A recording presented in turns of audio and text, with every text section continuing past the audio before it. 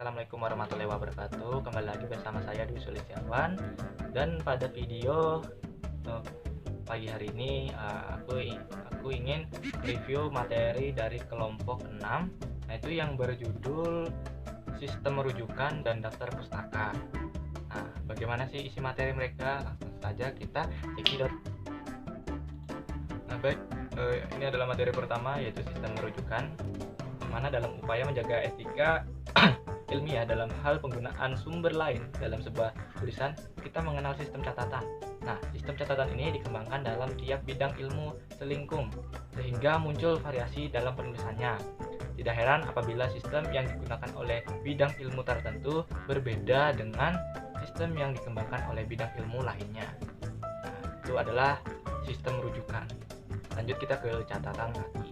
Nah, di catatan kaki ini atau footnote adalah suatu catatan dari teks yang dikutip yang biasanya diletakkan di bawah karangan. Nah, di sini ada format catatan kaki. Nah, bagaimana sih formatnya itu? Nah, nanti saya sertakan di sini saja ya, biar lebih jelas penulisannya. Oke, kita langsung saja next ke materi selanjutnya. Ini adalah catatan belakang atau endnote.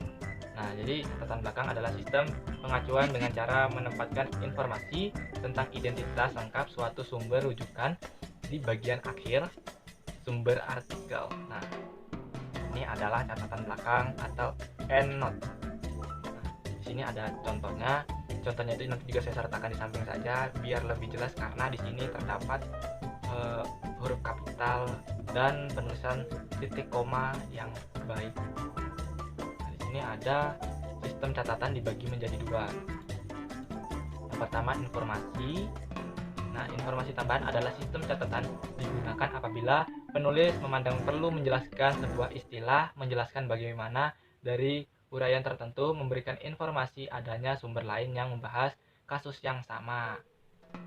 Nah, misalnya gerakan budaya menyelenggarakan kemerdekaan Indonesia Malaysia yang terbit Jurnal Makara Volt 11 nomor 2 Desember 2007 halaman 48 hingga 57. Lanjut kita ke catatan yang kedua, yaitu referensi. Nah, referensi adalah tulisan mengenai sejumlah informasi terhadap suatu buku yang ditinjau dan dinilai mengenai sumber penulisannya. Dalam hal catatan kaki yang bersifat referensi, apabila sumber-sumber itu dirujuk ke beberapa kali dengan halaman yang sama atau berbeda-beda, maka tiga istilah yaitu LBIT pada tempat yang sama, objek pada karya yang telah dikutip, logit pada tempat yang telah dikutip. Nah, itu. Nah, lanjut di sini ada daftar pustaka. Nah, daftar pustaka adalah sumber yang menjadi rujukan seseorang penulis dalam kegiatannya menulis sebuah karya ilmiah. Nah, sumber-sumber tersebut harus dihimpun dalam sebuah daftar yang lazim disebut dengan daftar pustaka atau fungsi daftar pustaka. Oke, di sini terdapat fungsi dari daftar pustaka itu sendiri. Yang mana pertama itu membantu pembaca mengetahui ruang lingkup studi penulis.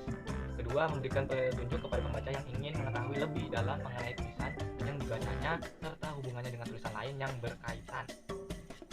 Lanjut ketiga, ada membantu pembaca memilih referensi yang sesuai dengan bidang studinya. 4, sebagai bentuk keterbukaan dan kejujuran penulis mengenai sumber-sumber yang dipergunakannya. Itu ya. Kita lanjut.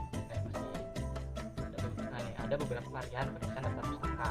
Nah, variasi ini terjadi apabila pola-pola penulisan yang dikembangkan oleh selingkung bidang, misalnya format MLA banyak digunakan di bidang sastra atau The Modern Language Association, dan format APA banyak digunakan di bidang sains dan psikologi atau American Psychology Association.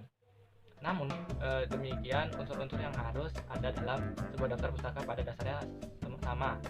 Unsur-unsur tersebut adalah sebagai berikut. Yang pertama, nama penulis. Kedua, tahun terbitnya sumber yang disangkutkan. Tiga, judul yang dipakai sebagai referensi. Dan data publik atau nama tempat terbit, nama penerbit. Lanjut lagi, masih daftar pustaka. Dalam menyusun daftar pustaka, beberapa hal perlu diperhatikan. Nah, ini yang wajib diperhatikan dalam menyusun daftar pustaka. Yang pertama, ada baris pertama dimulai pada pias atau margin sebelah kiri. baris kedua yang selanjutnya dimulai dengan 3 sampai 5 ketuk di dalam space, maksudnya itu di spasi-spasi. Kedua, jarak antar baris itu 1 spasi. 3, jarak antar sumber 1,5 atau 2 spasi. Keempat, diurut berdasarkan abjad huruf pertama, nama keluarga penulis, atau bergantung pada gaya selingkum bidang. Untuk nama penulisnya dalam daftar pustaka berbeda dengan penulisan dalam catatan kaki. Nah, pada catatan kaki nama penulis tidak dibalik, tetapi daftar pustaka dibalik, yakni dengan mendahului nama belakang karena dianggap sebagai nama keluarga dan dibatasi oleh koma untuk kata selanjutnya yang dianggap sebagai nama diri. Nah, di sini ada contoh daftar pustaka yang mana nanti saya akan sertakan juga di samping kiri saya sini biar lebih jelas. Kita lanjut ke slide yang terakhir. Oh, yang tadi itu adalah contoh daftar pustaka apa style. Nah, kemudian yang ini adalah contoh daftar pustaka MLA style. Oke, thank you so much. Nah, mungkin itu saja yang dapat saya sampaikan pada reviewan pagi hari ini. Kurang lebihnya mohon maaf. Saya Dwi Sulistiawan pamit undur diri. Assalamualaikum warahmatullahi wabarakatuh.